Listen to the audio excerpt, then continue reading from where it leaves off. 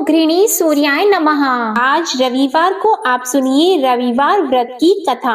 प्राचीन काल में एक राजा था और एक रानी थी। उनके पास सिपाही, घोड़े, दासियां, दास, धन दौलत सब कुछ था, सिर्फ उनकी संतान नहीं थी। इसी कारण वे दोनों राजा रानी बहुत दुखी रहते थे। संतान प्राप्ति के लिए उन्होंने हर तरह के दान, धर्म, धार्मिक अनुष्ठान, जप, मंत्र, पूजा पाठ आदि सब किया, लेकिन इससे उनका कोई फायदा नहीं हुआ।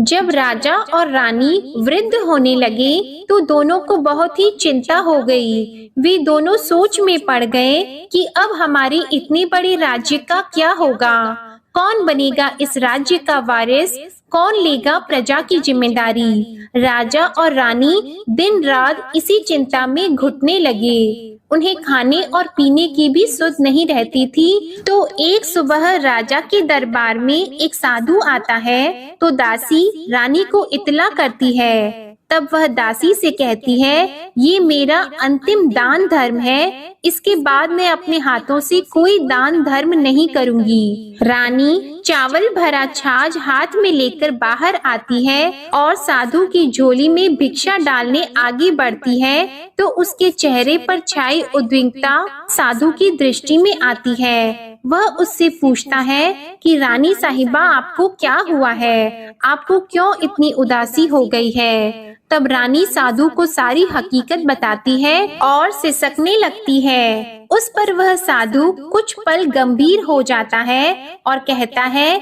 कि चिंता मत करो रानी साहिबा, आपकी संतान की इच्छा पूरी हो जाएगी, आपकी कोख से एक पुत्र का जन्म होगा। मात्र वह 14 साल तक ही आप लोगों को मिलेगा, इसके आगे वह जीवित नहीं रह पाएगा।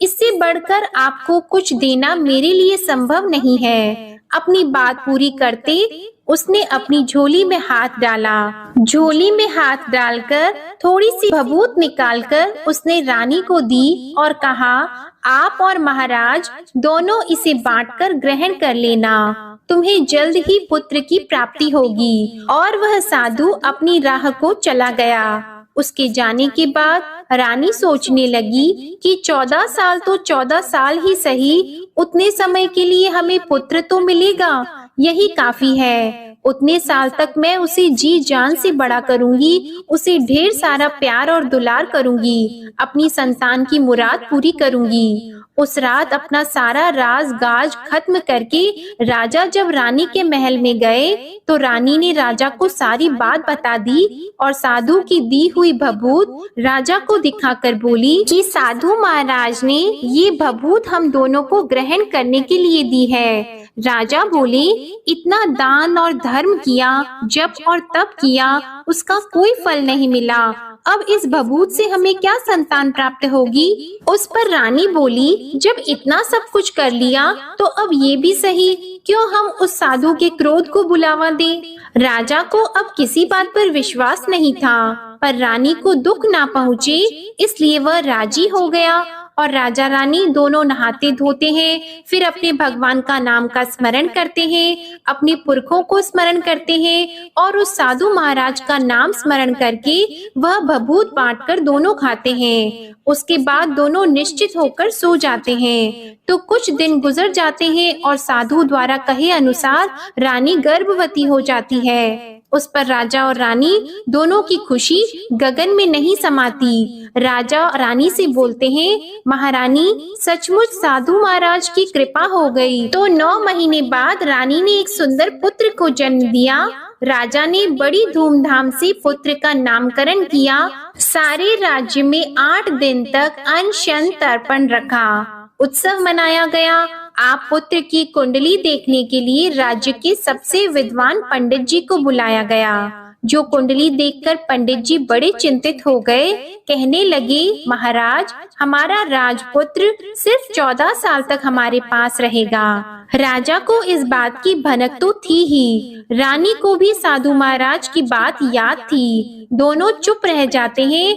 उसके बाद राजा और रानी बड़े प्यार से बेटे की परवरिश करते हैं, उसकी हर ख्वाहिश पूरी करते हैं और थोड़े समय के लिए ही सही भगवान ने संतान की अपनी मुराद पूरी कर ली। इससे वे समाधान मानते हैं। राजपुत्र दिन प्रतिदिन बड़ा होता है। जब वह 7 साल का हो जाता है तो राजा एक अच्छे गुरु की नियुक्ति करके उसे पढ़ाई लिखाई, घुड़सवारी आदि 12 विद्याओं का शिक्षण देते हैं। जब वह सब शास्त्र विद्या में पारंगत हो जाता है और 12 साल की उम्र का हो जाता है, तब एक अच्छी सी राजकन्या खोजकर उसकी शादी करा देते हैं। तो 2 और साल बीत जाते हैं। बेटा 14 साल का हो जाता है।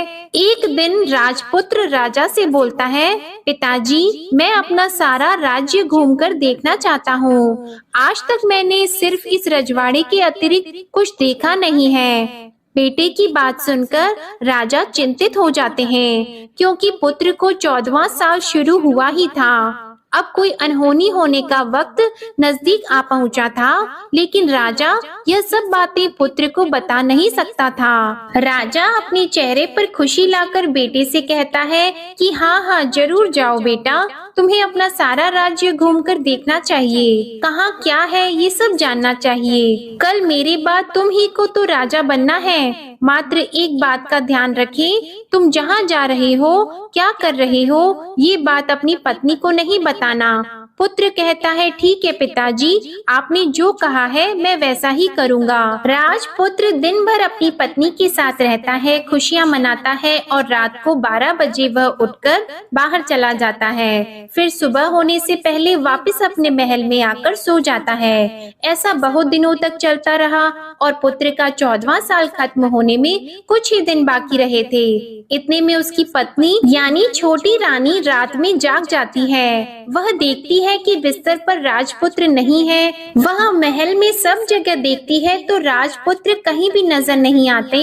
तो वह क्या करती, किससे कहती? वह चुपचाप रहती है। फिर वह सुबह होने पर देखती है कि उसका पति अपनी जगह सोया हुआ है। वह पति से कुछ नहीं पूछती है, लेकिन दूसरी रात भी जब वैसा ही होता है, तीसरी और चौथी रात और कुछ दिनों तक ऐसा ही चलता रहता है, तब रानी बहुत ही चिंतित हो जाती है। उसके मन में ढेर सारे सवाल उठते हैं, लेकिन उसे पूछने में डर लगता है। शायद पति गुस्सा कर बैठे। सास ससुर से पूछने के बारे में सोचा तो उसकी कुल मर्यादा बीच में आ जाती थी। तो इस तरह वह मन ही मन घुटती रहती थी। इस हालत में उसे खाने पीने में दिलचस्पी नहीं होती थी। वह दुबली पतली हो जाती है।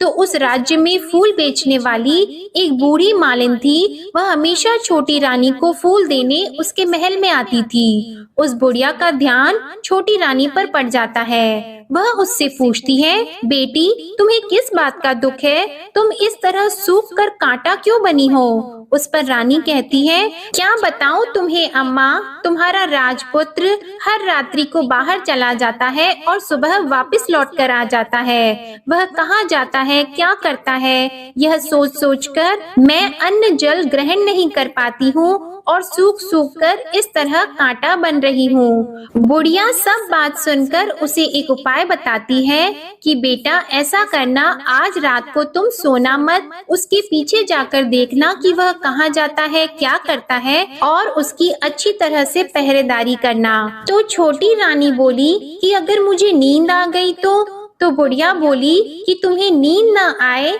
इसलिए एक काम करना, अपने बाएं हाथ की उंगली में एक जख्म कर देना, उस पर थोड़ी सी मिर्ची छिड़कना, उससे तुम्हें बड़ी जलन होगी और उस पीड़ा से तुम्हें रात भर नींद नहीं आएगी। रानी बुढ़िया के कहे अनुसार वही करती है। उंगली की जलन से उसे बड़ी देर तक नींद नहीं आती, लेकिन बाद में वो सो जाती है। दूसरे दिन सुबह बुढ़िया फूल लेकर उसके महल में पहुंचती है और पूछती है, क्या हुआ बेटी, क्या तुम देख पाई कि पति कहाँ जाता है?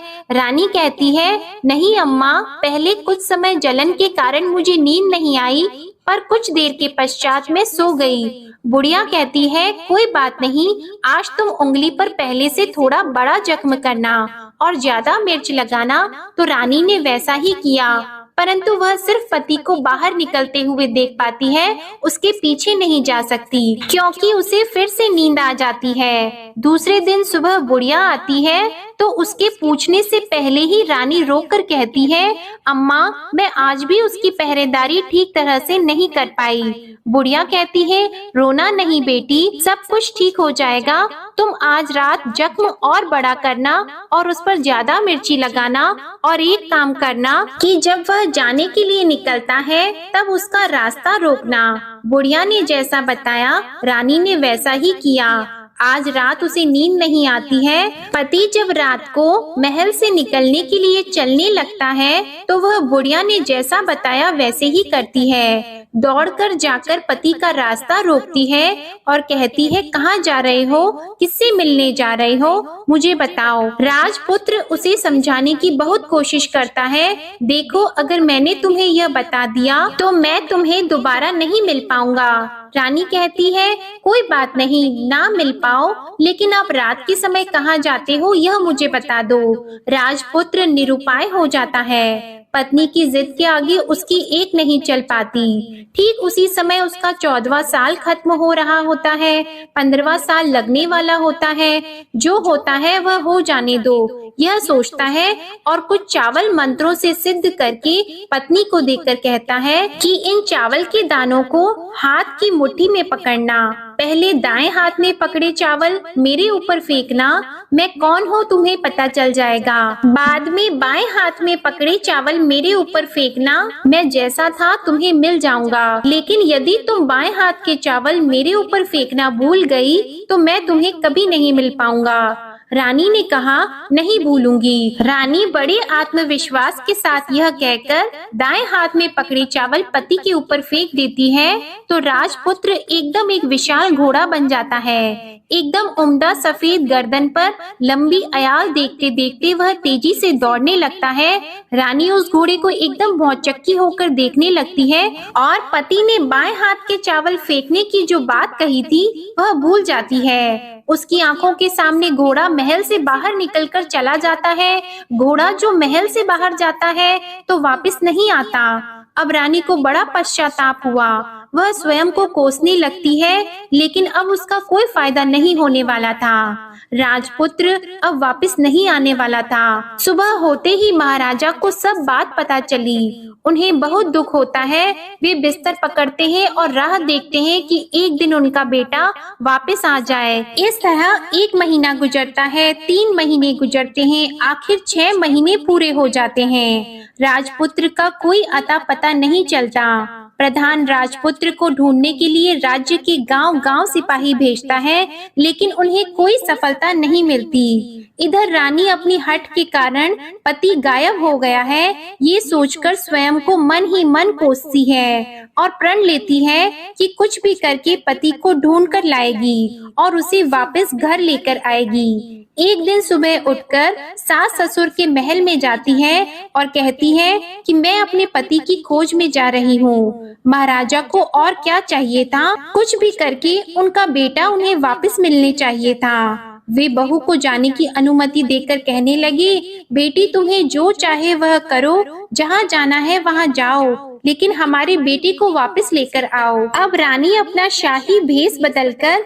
एक सेठानी बन जाती है। कुछ दासियों को, कुछ नौकरों को साथ ले लेती है, कुछ सामान साथ ले लेती है और राज्य की सीमा पर जाकर वहाँ एक भोजनालय खोल देती है। वहाँ आने वाले सब यात्रियों को खाना मुफ्त में देने लगती है। मात्र एक शर्त रखी कि खाने वाले को उसकी देखी हुई कोई अजीब चीज उसकी मालकिन को यानी राजकन्या को बतानी पड़ेगी, तो वहाँ आने वाला हर नागरिक अपनी तरफ से मैंने ये देखा, मैंने वह देखा कहकर वहाँ से मुफ्त खाना खाकर जाता था। परंतु रानी को जो बात चाहिए थी वह अब तक नहीं मिली थी। ऐसे ही कुछ दिन बीत गए तो रानी के महल में फूल लेकर जाने वाली बुढ़िया के एक बेटा और बहू थे। उनका एक छोटा बेटा था, यानी बुढ़िया का एक पोता था। तो बेटा और बहू सुबह काम के लिए निकलते थे तो पोते को संभालने की जिम्मेदारी बुढ़िया पर रहती थी। दिन भर पोते को संभालती थी।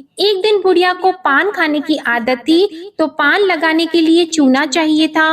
वह उसे तैयार करने के लिए सीपियां लेकर आई। इन सीपियों को भूनने के लिए गोबर के कंडे चाहिए थे। कंडे इकट्ठा करने के लिए वह बांस की टोकरी लेकर चरवाहे के मैदान में गई। वहाँ बहुत सारे कंडे थे। उन्हें जमा करते करते उसे घर आने में अंधेरा हो गया। इस ओर शाम होते ही काम से वापस आकर बेटा और बहू घर पहुँचे तो देखा कि बच्चा घर पर अकेला है और रो रहा है। वे दोनों गुस्से से लाल पीले हो गए। इतने में बुढ़िया घर आ पहुंची। बेटे ने पूछा, पोते को घर अकेला छोड़कर कहाँ गई थी? बुढ़िया बताने लगी कि मैं गोबर के कंडे इकट्ठा करने गई थी। इस पर बेटा बोला, दोबारा बच्चे को अकेला घर पर छोड़कर यदि कहीं गई तो मैं तुम्हें बहुत पीटूंगा। बुढ़िया कहने लगी, नहीं बेटा, फिर कभी ऐसा नहीं करूंगी। लेकिन दूसरे ही दिन बुढ़िया वह बात भूल गई और फिर चरवाहे के मैदान पर कंडे इकट्ठा करने चली गई। शाम को जब बेटा और बहू काम से वापस लौटे तो देखा कि बच्चा घर पर अकेला है और रो रहा है। अब उसके बेटे की सहन शक्ति खत्म होने लगी और बुढ़िया के वापस आने पर उसे घर से निकाल दिया। बुढ़िया रात भर घर के बाहर अंधेरे में बैठी रही और सुबह होते ही हाथ में टोकरी लेकर कंडे इकट्ठा करने के लिए निकल गई। उस दिन उस पर कंडे इकट्ठा करने का मानो पागलपन सवार हो गया था। कंडे इकट्ठा करते करते जब अंधेरा हो गया उसे मालूम ही नहीं चला।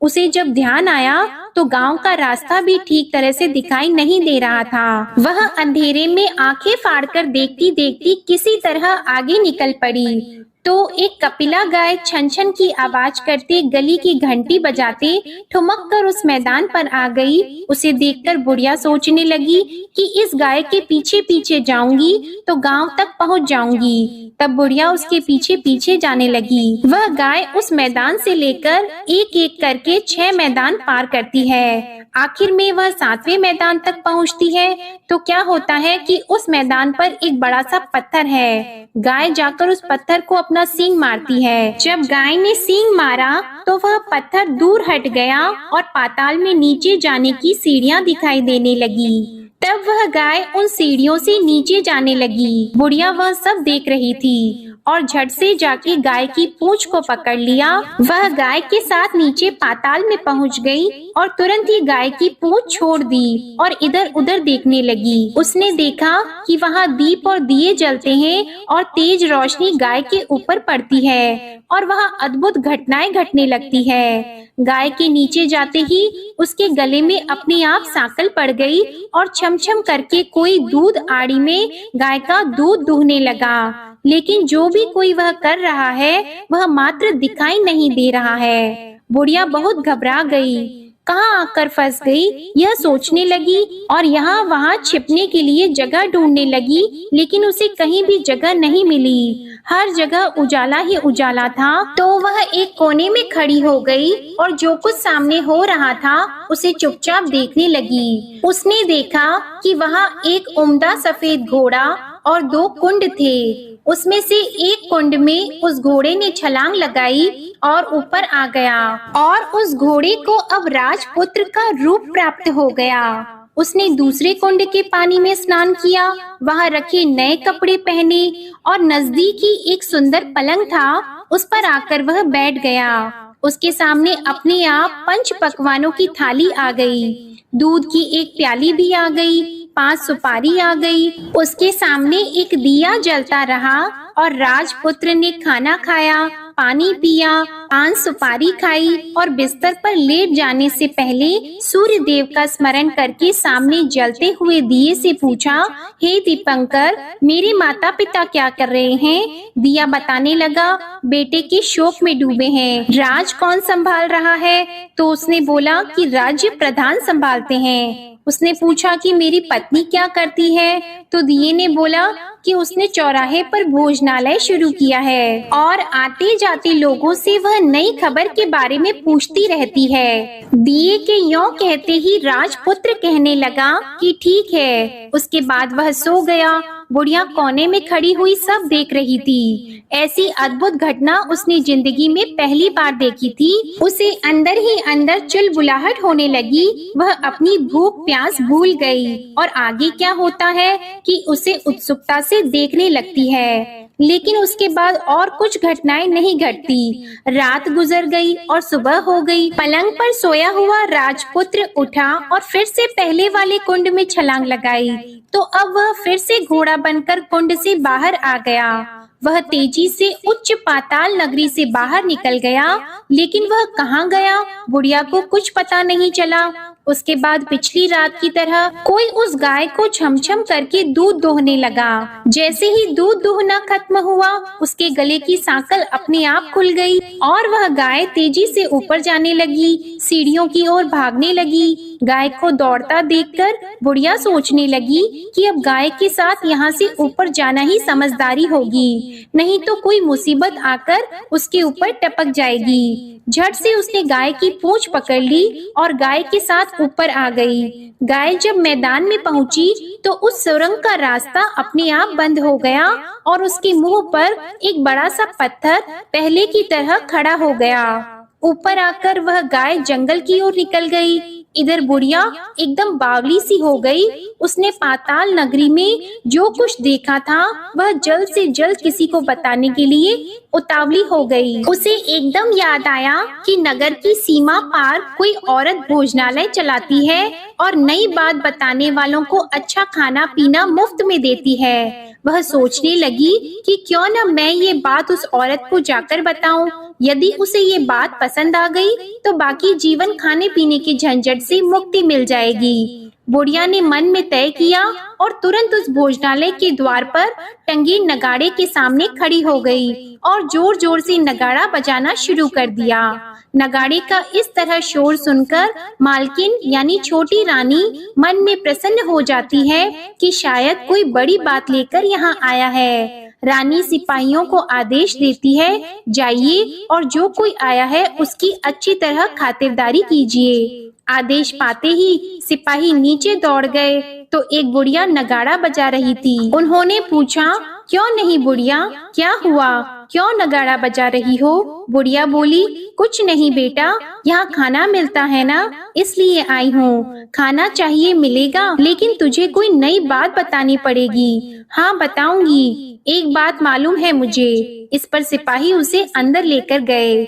उनको मालकिन का आदेश था कि जो कोई बूढ़ा बुजुर्ग वहाँ आए उनके साथ अच्छी तरह पेश आना, उनका अच्छे से आदर सत्कार करना। तो सिपाही ने उस बुढ़िया का भरपूर आदर सत्कार किया। यह उसे बड़ी सिद्ध थाली भरकर व्यंजन परोसते हैं। बुढ़िया कुछ दिनों से भूखी थी, वह खाने पर टूट पड़ी। खाना खाने के बाद सिपाही ने उसे नई साड़ी पहनने को दी। उसके बाद उसे लेकर रानी के पास आए। बुढ़िया और रानी ने तुरंत एक दूसरे को पहचान लिया। तब रानी ने बुढ़िया से कहा कि अम्मा अब बताओ तुमने क्या नई बात देखी है? नई बात? मैंने कोई नई बात नहीं देखी है। बुढ़िया बोली, वह तो मेरे पास तुम्हें देने के लिए खाने के पैसे नहीं थे, इसलिए मैंने झूठ कहा और नगाड़ा बजाया। रानी ने कहा, अम्मा घबराना नहीं, मैं किसी को तुम्हारा नाम नहीं बताऊंगी। फिर भी बुढ़िया ने कहा कि मेरे पास कोई नई बात नहीं है। इस पर रानी ने उससे कहा, देखो अम्मा, यदि तुमने मुझे वह नई बात बताई तो जिंदगी भर मैं तुम्हारी देखभाल करूंगी और तुम्हें रानी माता की तरह रखूंगी। अब बुढ़िया बताने को तैयार हो गई। उसने जो कुछ उस चारागाह वाले मैदान पर देखा था वह सब कुछ कुंवर रानी को बता दिया। बुढ़िया की वे बातें सुनकर कुंवरनी को यकीन हो गया कि वह राजपुत्र उसी का पति है। वह तुरंत बुढ़िया से कहने लगी कि अब माँ मुझे उस जगह पर ले चलो। तब बुढ़िया बोली, नहीं बेटी, वह पाताल राज्य है, सांप है। यदि किसी ने तुम्हें देख लिया तो तुम्हारी जान खतरे में पड़ सकती है। लेकिन रानी उसकी एक भी नहीं सुनती, उसे उस जगह ले जाने के लिए हठ करने लगी। आखिर में बुढ़िया ने उसका कहना मान लिया और कहने लगी, ठीक है, मैं तुम्हें वहाँ ले जा सकती हूँ, पर आज नहीं, कल वहाँ जाना है तो शाम को ही जाना होगा। तो दूसरे दिन दोपहर को रानी बुढ़िया के साथ उस मैदान पर गई और एक जगह छुपकर गाय के आने की राह देखने लगी। दिन ढलते ही अंधेरा गिरने लगा और गाय हमेशा की तरह वहां आ गई। मैदान के उस कोने में जाकर उसने पत्थर पर सींग मारा तो छत से पत्थर हटकर वहां सुरंग में जाने का रास्ता खुल गया। गाय उस रास्ते से नीचे उतरने लगी तो बुढ़िया रानी से कहने लगी, जल्दी आगे बढ़ो, हम गाय की पूंछ पकड़कर नीचे उतरेंगे। तो दोनों गाय की पूंछ पकड़कर नीचे उतर गईं। बुढ़िया पहले जिस कोने में छिपी थी उस कोने में छिप गई। अब नीचे सब कुछ पहले जैसा घटित हो रहा था। गाय के गले में अपने आप सांकल पड़ गई। कोई अदृश्य रूप से उसका दूध दोहने लगा। एक सफेद उम्दे घोड़े ने आकर एक कुंड में छलांग लगाई तो राजपुत्र के रूप में ऊपर आया। वह राजपुत्र दूसरे कुंड में नहाने लगा। बाद में उसके सामने खाने की थाली आ गई, दूध की प्याली आ गई, पान का बीड़ा आ गया। राजपुत्र सब ग्रहण करके सोने के लिए पलंग पर गया तो सोने से पहले सूर्य देव का स्मरण करके वह दिए से पूछने लगा, दीपांकर मेरे माता पिता क्या कर रहे हैं? तो दिया कुछ जवाब नहीं देता बल्कि वह बुझने लगता है। तब राजपुत्र को कुछ घटित हुआ है इसका संदेह हो गया। वह उदास हो गया और जो कुछ हुआ है वह हो जाने दो ऐसा सोचकर फिर से बिस्तर पर लेट गया। अब रानी का संयम छूट गया। वह दौड़कर पति के पास गई और उसके पैर पकड़ने के लिए आगे बढ़ने लगी। राजपुत्र तुरंत ही पत्नी को पहचान गया। वह छत से पीछे हट गया और चिल्लाने लगा, नहीं नहीं, मुझे मत छूना, सर्वनाश हो जाएगा। रानी दोनों हाथ जोड़कर पति से अपनी भूल स्वीकार करने लगी। स्वामी, मुझसे भूल हो गई।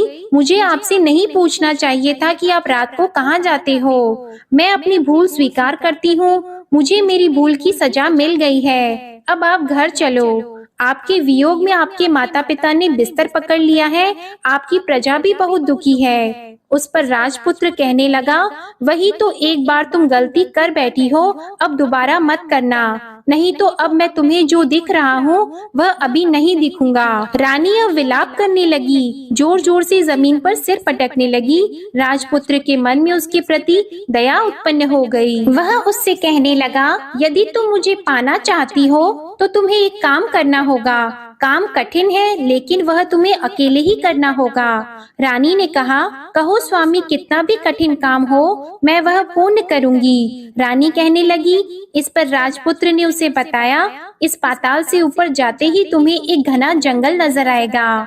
ऐसे 6 जंगल पार करने के पश्चात तुम्हें एक 7वां जंगल मिलेगा। वह जंगल सबसे घना है। उस जंगल के बीचों बीच एक पीपल का पेड़ है। उसके आसपास की जगह पत्ते, फंदे, जटाएं आदि से ढक चुकी है। वहाँ बाघ, शेर, सांप और भालू बैठते हैं। तुम्हें उन सबको भगाकर वह जगह साफ करनी है। उसको गोबर से लिपाई करके पवित्र बनाना है, रंगोली से सजाना है। उसके बाद वहाँ धूप, कपूर, अगरबत्ती जलानी है। फूल और कुमकुम से पेड़ की पूजा करनी है। दूध और दही से बने चावल का भोग चढ़ाना है। ये सब तुम्हें दोपहर को 12 बजे से पहले करना है। 12 बजने के समय तुम्हें उस जगह पर बैठकर सूर्य भगवान का ध्यान करना है। ठीक 12 बजे सूर्य भगवान का रथ वहाँ उतरेगा। वे सब देखकर खुश हो जाएंगे और कहेंगे कि जिस किसी ने भी ये सब किया है उसे मैं मनचाहा फल दूंगा। तो तुम सामने जाकर उसके रथ का दाहिना घोड़ा मांगना, मैं तुम्हें मिल जाऊंगा। इतनी बात कहकर राजपुत्र अपने पलंग पर सो गया और छोटी रानी भोर होने की राह देखने लगी। भोर होते ही वह बुढ़िया के साथ गाय की पूंछ पकड़कर ऊपर आ गई। ऊपर आने के बाद वह बुढ़िया से कहने लगी, अम्मा, अब मैं अकेले ही आगे जाऊंगी, तुम भोजनालय वापस चली जाओ। वह जंगल में जाकर राजपुत्र की बताई जगह ढूंढने लगी और स्वयं आरी से वह जगह साफ कर दी। बाद में राजपुत्र ने जैसे बताया वैसे ही लिपाई पोताई करके वापस आ गई। दूसरे दिन सुबह होने से पहले उठी और जंगल में उस जगह पहुंची। वहां जाकर इत्र और गुलाब का पानी छिड़ककर उस जगह सुगंधित धूप अगरबत्ती जलाकर उसे पवित्र किया और पूजा की सब सामग्री वहां तैयार कर सूर्य भगवान का ध्यान करके बैठ गई। जैसे कि पति ने बताया था कि दोपहर को ठीक 12 बजे सूर्य भगवान का रथ उस पीपल के पेड़ पर आकर रुका है। सूर्य भगवान ने जब रथ से नीचे देखा तो सुगंधित वातावरण देखकर वे बहुत प्रसन्न हो गए। फिर वे बोली, जिस किसी ने यह काम किया है वह यहाँ आकर आज मुझसे कुछ भी मांगे मैं उसे दे दूंगा। रानी ने जब ये शब्द सुने तो बिना समय गंवाए दौड़कर उनके सामने आ गई और उनको साष्टांग नमस्कार करके बोली, भगवान वह मैं ही हूँ, मैंने ही यह जगह साफ की है। अच्छा, तो तुम्हें जो चाहिए वह मांगो। भगवान, मुझे आपके रथ का दाहिना घोड़ा चाहिए। सूर्य भगवान बोले, नहीं नहीं, मैं तुम्हें और कुछ भी दे सकता हूँ, लेकिन यह घोड़ा नहीं दे सकता। मेरे रथ के 12 घोड़े हैं, तुम चाहो तो कोई और घोड़ा मांग लो, लेकिन यह दाहिना घोड़ा नहीं, वह मैं तुम्हें नहीं दे सकता। छोटी रानी ने एक नहीं सुनी, वह सूर्य देव से एक ही बात कह रही थी, वही दाहिना घोड़ा दे दीजिए, नहीं तो मैं आपके पैरों में गिरकर अपनी जान दे दूंगी। अब सूर्य देव धर्म संकट में पड़ गए। उन्होंने वचन दे दिया था, अब अपने वचन से पलट भी तो नहीं सकते थे। ठीक है, दे दिया तुम्हें घोड़ा, सूर्य देव ने कहा। फिर एक बात और भी कही, देखो मैंने तुम्हें घोड़ा तो दे दिया है, लेकिन वह तुम्हें यहाँ नहीं मिलेगा, तुम्हें उसे पाताल में जाकर लाना होगा।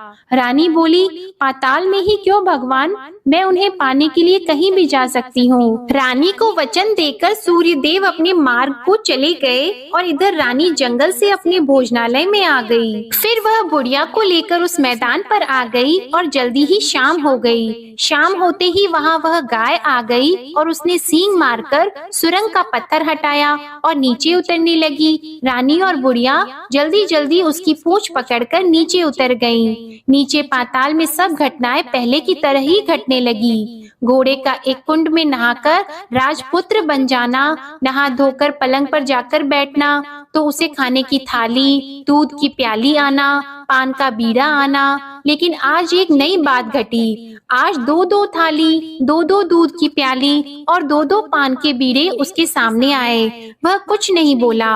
अपने हिस्से की थाली खाकर, दूध पीकर और पान का बीड़ा चबाकर वह सोने चला गया और हमेशा की तरह दिए से पूछने लगा, दिए दिए दीपंकर, मेरे माता पिता क्या करते हैं? दिए ने बताया, वे दोनों तुम्हारे शोक में मरने की स्थिति में पहुंच गए हैं। ऐसा? झट से उसकी आंखों में आंसू टपकने लगे। फिर वह पूछने लगा, दिए दिए दीपंकर, मेरा राज्य कौन चला रहा है? तुम्हारा राज्य प्रधान चला रहा है और वह सब कुछ हड़प चुका है। वह प्रजा पर बहुत अत्याचार कर रहा है। यह सुनकर राजपुत्र को बहुत गुस्सा आया। वह गुस्से से अपनी मुट्ठी भींचने लगा। अब वह पूछने लगा, दिए दिए दीपंकर, मेरी पत्नी क्या कर रही है? अब दिया कुछ नहीं बोला और चुप रहा। अब रानी का संयम जवाब दे गया। वह दौड़कर पति के गले लग गई। अब मैं तुम्हें मिल गया। राजपुत्र कहने लगा, सच कहते हो? अब आप फिर से घोड़ा तो नहीं बनोगे ना?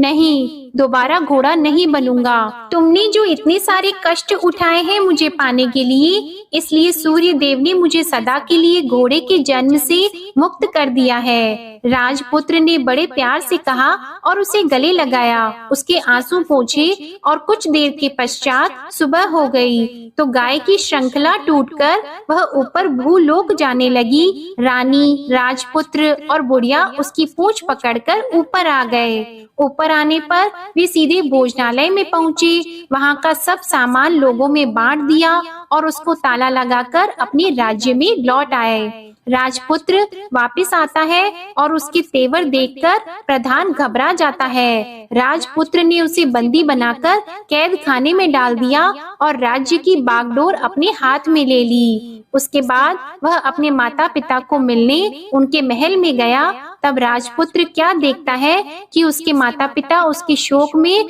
अस्थि पंजर बने हुए हैं। पुत्र को वापस आया देखकर मरणासन राजा रानी की आंखों से टप टप आंसू बहने लगे। इन दोनों ने पुत्र को गले लगा लिया, उसे प्यार से सहलाया और इतना होने के बाद उनकी सेहत में एकदम सुधार आने लगा। वे अब बिस्तर से उठकर बैठ गए हैं, पुत्र को आशीर्वाद देने लगे हैं। राजपुत्र के आने की खबर तुरंत ही राज्य में फैल गई। प्रजा खुशी से फूली नहीं समाई। प्रजाजन राजमहल के सामने इकट्ठा हो गए। राजपुत्र ने भी उन्हें दर्शन दिए और आज से उन्हें कोई दुख नहीं पहुंचाएगा, ऐसा वचन भी दिया। अब राजा अपने पुत्र का राज्याभिषेक करके उसे सिंहासन पर बिठाता है और बहू को महारानी का दर्जा देता है और स्वयं अपनी पत्नी के साथ ईश्वर स्मरण करते खुशी से दिन बिताता है। महाराजा बना राजपुत्र अच्छी तरह से राज्य चलाने लगा और अपनी पत्नी के साथ सुख शांति से जीवन बिताने लगा। उस बुढ़िया को रानी ने अपने ही पास रख लिया और उसकी अच्छी तरह से देखभाल करने लगी। बुढ़िया और उसके बुढ़ापे के दिन खुशी से गुजरने लगे। प्रेम से बोलिए सूर्य नारायण भगवान की जय। आपको आज की कथा पसंद आए तो वीडियो को लाइक करना मत भूलिएगा, शेयर कीजिएगा, कमेंट में भगवान श्री सूर्य नारायण की जय लिखिएगा और चैनल को भी सब्सक्राइब करिएगा। अगर आपको कथाएं सुनना पसंद है तो आप हमारे चैनल पर पौष मास महात्म्य की कथाएं भी जरूर सुनिएगा। धन्यवाद।